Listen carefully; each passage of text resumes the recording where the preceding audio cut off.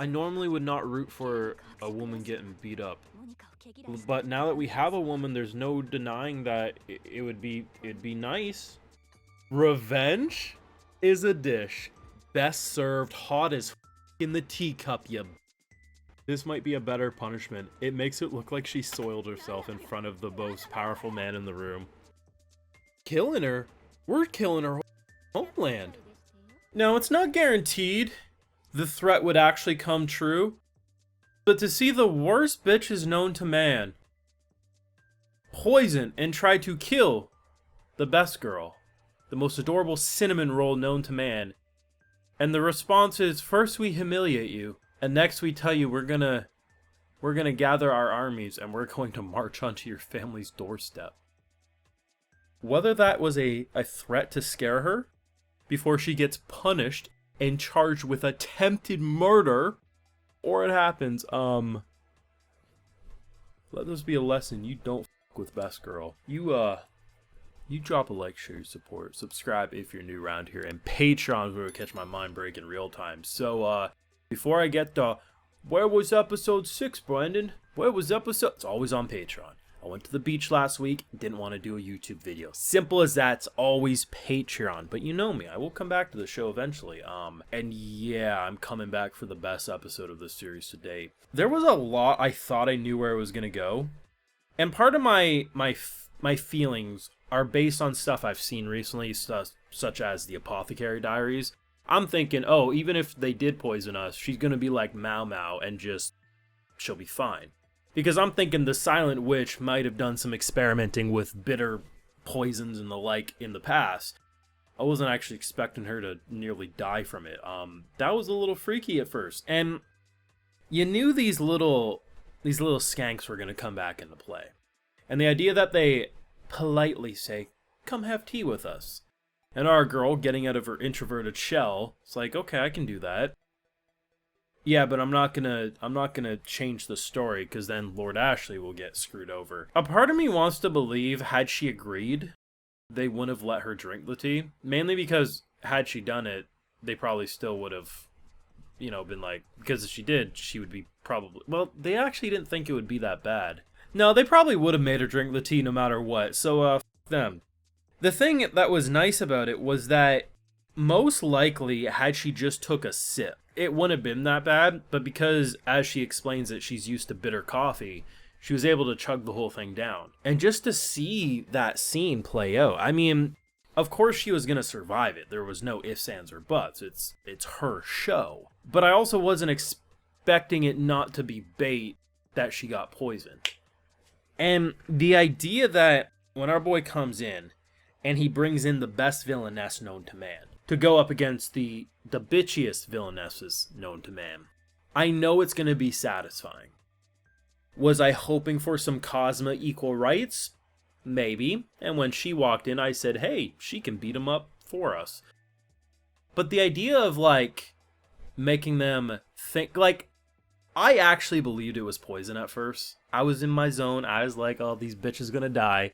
But the idea of making them think it was, because it's just a shitty taste, and then making her almost soil herself. Granted, it was just tea all over her, but to make this is a society that's all built around elegance. I'm pretty sure they have to cut their peas into small little pieces in order to eat it. That's the type of society we're in.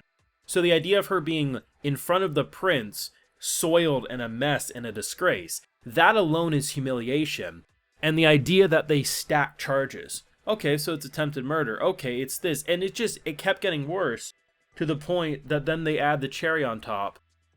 Our army's gonna come a-knockin'. Whether or not that was a threat or a promise, either way, they get in charge with attempted murder, seemingly. I don't think they get out of that one. They were pretty sure they would. They're like, daddy's money will buy. But I'm pretty sure the two sitting across from you, bitch, have more power and influence than you and your dad. You're gonna get what you deserve. The thing that's nice, though, is that there was all that bombastic shit, but it was also a hilarious episode. The mannerisms, the noises, the fact that they ended the episode saying our girl was up there for a week by herself. She's like, where'd you go? I'm laughing thinking, oh, you know, it'd be funny if she was there for a week. I haven't seen you since that night. And I'm like, that was the night we last saw you. And the fact that she's just so monotone's like, why would the prince's bodyguard get poisoned? Shit, good question. She didn't even have an excuse for that. She's like, yeah, I kind of sucked there, didn't I? I mean, the show, it was great prior to this episode. I've liked the pacing, I've liked the structuring, I like the characters and the jokes and the humor, and most importantly, I love her autistic ass energy and just how adorably moe she is. But her growth has been great. I've loved seeing her break out of her shell. I like seeing her be able to do the dance, and then Dancing with a Short King gets the gothic, taller girlfriend to say, don't touch my man, and I'm like, oh god, you're gonna ruin that poor kid's life, but god bless. All that stuff is great, and then they just... I feel like any other show, the bullies would have just remained to be the bullies, and they'd still be little shits, little shit disturbers. Or we just wouldn't touch upon it because we've kind of resolved it with the whole Monica taking the blame for her being clumsy when falling down the stairs, right? You know, like, just leave it as that and, you know, we'll move on. Instead, we did something even more brilliant with them, and I feel like we truly are getting the satisfactory ending that not only the characters deserve, but the viewers as well for putting up with those skanky bitches. They're only on screen for, like, 10 minutes of the show's runtime, maybe? I don't even know how long.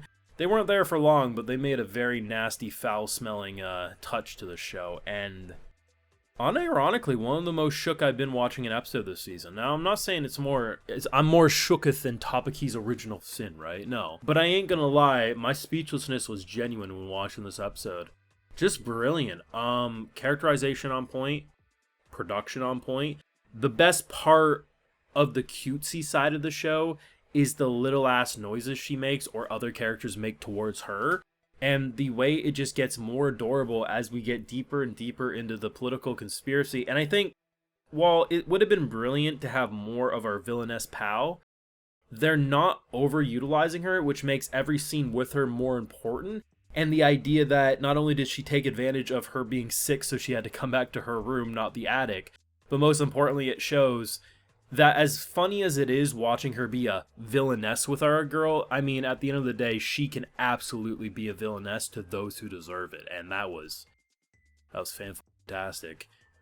Your thoughts, what did you think? Do you agree with me, best episode, or what's your favorite episode if you disagree? Let me know. Leave a like if you enjoyed, subscribe if you're new around here. Patreon is, of course, where you catch my full live reactions to every single one of these episodes, and hey, I also give video shoutouts to my patrons. So today we got Mira Vasari, Jackie Boy, Terabyte, 1000CH, Chris, Fizi Sama, Cody Tiffany, and we also have Unaware, so I appreciate the support, everyone. Please take care, and y'all have a good one.